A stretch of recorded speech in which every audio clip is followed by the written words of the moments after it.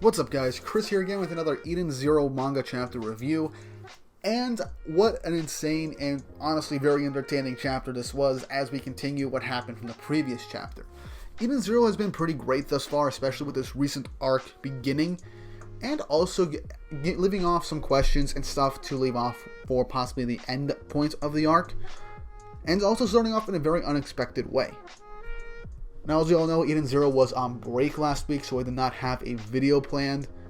But I'm back again this week with another manga chapter review, back on schedule, and I am honestly really excited because it seems like this arc is going to be very action heavy as I expected it to be, and I am very curious to see how things play out.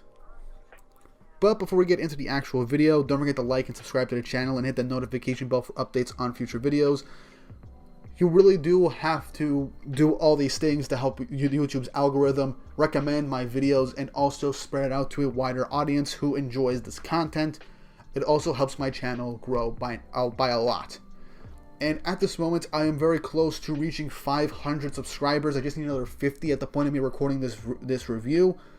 So please help me get up to that amount as soon as possible, because I am aiming by the end of the summer. I know it's very ambitious. I'm planning to get to 1,000 subscribers at least by the end of the summer. Maybe faster, depending on how these next couple of videos I have planned work out with the community. But with all that said and done, I am going to start the review. Last time, we basically got the Eden Zero crew reaching the Planet 66's surface, as it is basically a planet of ash. As they then encounter Shura, who basically waited for them on the planet's surface as they were reaching through the atmosphere, as he sensed a gravity ether power, and since Shura noticed it was the Eden Zero. And we see how strong Shura really is, as he was able to keep the Eden Zero suspended in midair using his gravity ether. And that just shows how strong he is, and Shiki, with the full confidence of the crew by the end of his little interaction and declaration, goes down to the planet's surface to fight Shura one-on-one, as the rest of the cast go on to try and stop and destroy the All-Link system. And I like how this fight starts off with Shiki on the ropes, seemingly on the ropes, as he then lands a counter-strike, showing just how strong he's become over this battle. This is his last few days of training with Xenolith. But without further ado, I've spent the last like 2-ish minutes recapping and babbling on. Let's get into the actual chapter, shall we? Chapter 142, aptly titled, Shiki vs. Shura. Now this chapter basically starts off back in space, believe it or not, as we catch up with Eraser after he's been done like erasing and eradicating a crap ton of battleships with his honest-to-God broken ether gear. And it's here we get to see that it is very exhausting for him to wipe out that many enemies at the same time. So it does consume a good bit of ether and takes a nice big physical exhausting toll on the user. So it's nice to see that someone with such an overpowered ether gear seemingly has a major drawback. Eraser then gets a notification that a civilian ship entered the battle, as we then get to see it is actually the Oasis Rebellion that entered the battlefield, as Goodwin launches a very large energy blast from the main battleship to try and take out a bunch of Empire battleships. As the 4 main fighters that we saw in the last 2 chapters launch towards to basically assist the Empire, the Galactic Government, are basically thinking that Goodwin should talk to Eraser to try and get themselves in a good standing so that they can have a better chance of winning. They're not their friends, but they're not their enemies either. So it will be better for them to work together. They wonder if the government will just be like, you know what, you're not affiliated with us, you're entering this illegally, stuff like that. We're just going to take you guys on at the same time. But Eraser seems pretty smart, so I believe he'll go with the best option that will lead to less casualties on their side if they work together with Goodwin and his friends. And they know that the Empire that Nero has created is more or less a tyrannical rule to an extent and is outside the government's control. So the more help they can get, the better. So I'm confident that possibly Eraser will allow them to fight alongside them as they stay out of each other's way, which is honestly very interesting, because I am glad that we caught back up with Goodwin and his gang so that we know what's going on with them while they're fighting in midair, as well as showing us a bit of Eraser. And possibly when all this is said and done, they will all land on the planet.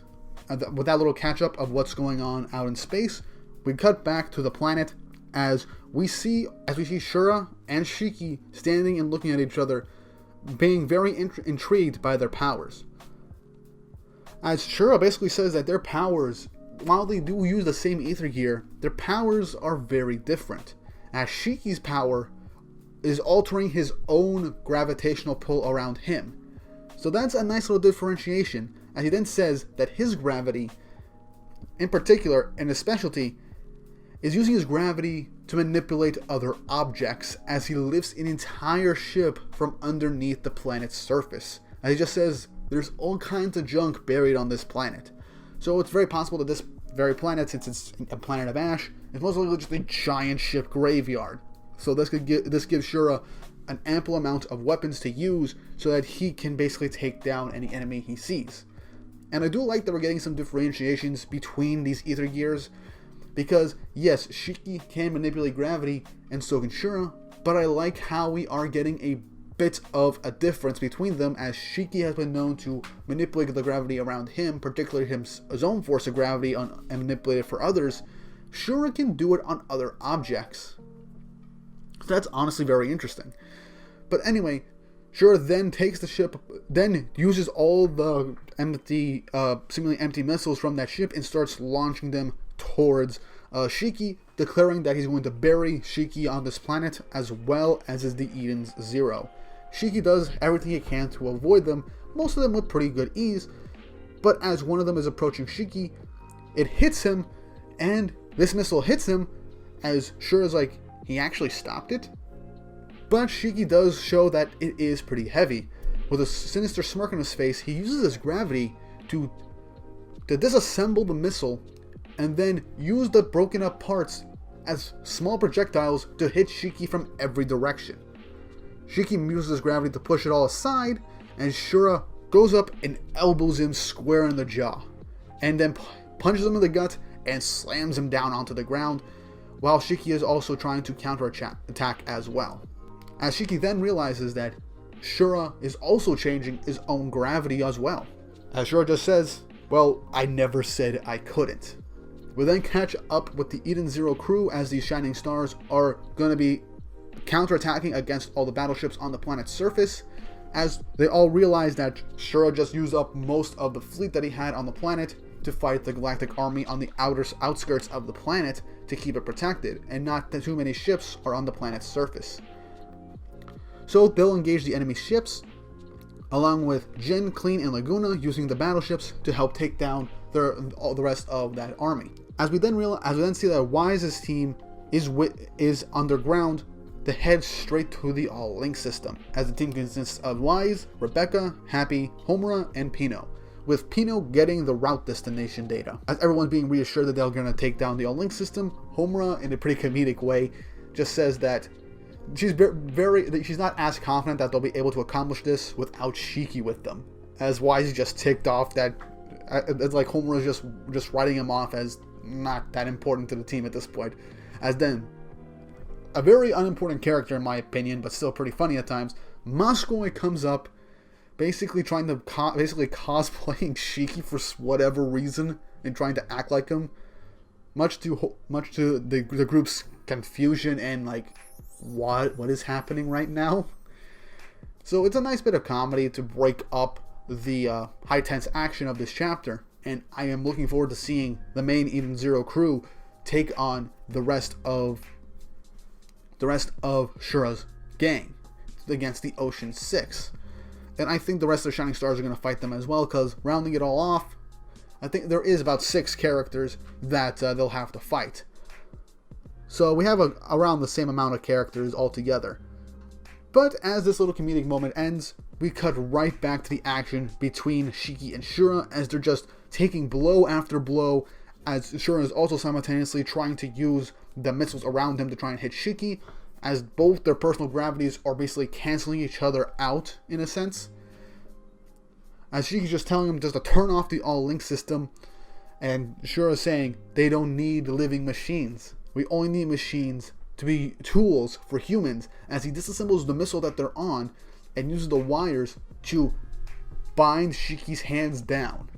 As he says, "Aw, can't use your ether gear while your hands are tied, right?" As Shiki then begins to activate his ether gear, much to Shura's surprise, as he unleashes an attack that has gotten much stronger thanks to his training with Xenolith, Magimech attack, Gravity Center, as he pins all the missiles and Shura right down to the ground, as with a smile on his face, is also questioning, for real? As once he gets up, he's giggling with glee, saying that he didn't think anybody could be this awesome. As he then asks Shura a very surprising and kind of disturbing question by a look on his face, basically asking Shiki to be his friend, as the chapter ends. Now, look, it's a very common trope in anime for the main protagonist to befriend the enemy that they fight so they can become an ally later on. And Shiki's whole shtick is that he continuously asks a bunch of people to be his friend and constantly gets denied as a running gag for the series. But I know Shiki is going to basically say no to Shura, as despite him basically saying something similar to Dragon Joe, he knows he cannot be friends with someone who is willing to cause all sorts of harm to innocent people, and to Shura, innocent bots as well, as he doesn't see them as living things. So while I do think a lot of people would probably be like, "Ah, Shiki, don't run into this shtick, he's gonna trick you," Shiki is smart enough, and I'm gonna say this, smart enough to just say no, knowing when someone who's asking to be his friend is not being 100% genuine.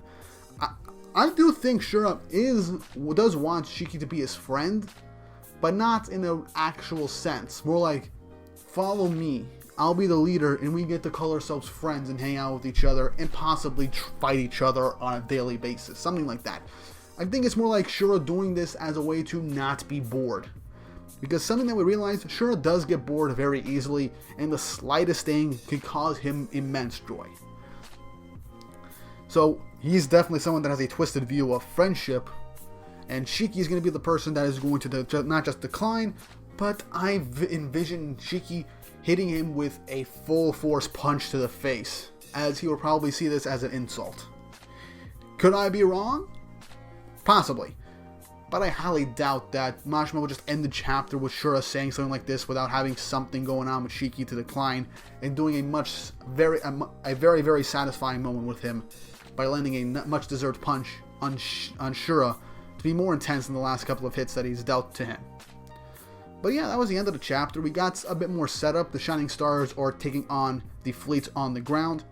The rest of the crew, with Rebecca, Homura, Wise, Pino, and Happy, and Mascoy apparently, are going to the All-Link system so that they can actually take it down before the high tide is initiated.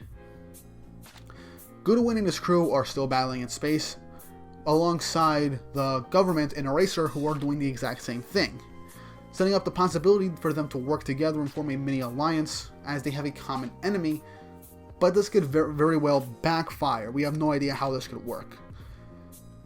And the fight between Shura and Shiki is very intense, and I am glad we're seeing some very creative uses for gravity powers. And I like this is also basically a basic fist fight to an extent, a classic brawl, but with the creativity of using the environment around you to actually deal your opponent immense damage and also cause them a lot of trouble, lose their footing, etc. This is a very creative way to use a power like gravity. This is something I like about anime and manga.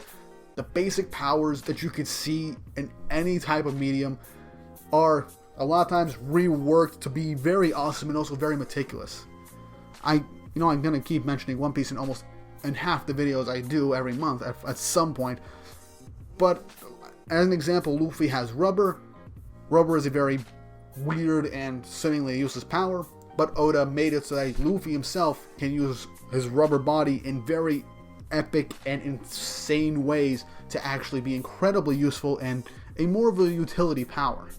Seeing gravity, which is like, oh, things get heavy, things get light, things get pulled towards me, things get repelled against me. That's the basic of gravity. Using this different method to make gravity powers very diverse in a sense, and also very more of a utility tool now, since Shura is using it on other objects, manipulating other objects' gravity, and taking stuff apart, putting it back together. It's very, very interesting and honestly a lot of fun. As well as Mashima's continuously improving artwork. I just really like the environments that we're seeing, and I like it when a series uses the environment around them to help with making fights more interesting. But yeah, that was the continuation of Shiki and Shura's fight and the catch up of what's going on with the rest of the main cast. Did you guys enjoy this chapter? I personally did. It was another really great chapter. But what did you guys think? Was it better than last chapter? Was the fight between Shiki and Shura going off with a pretty nice start?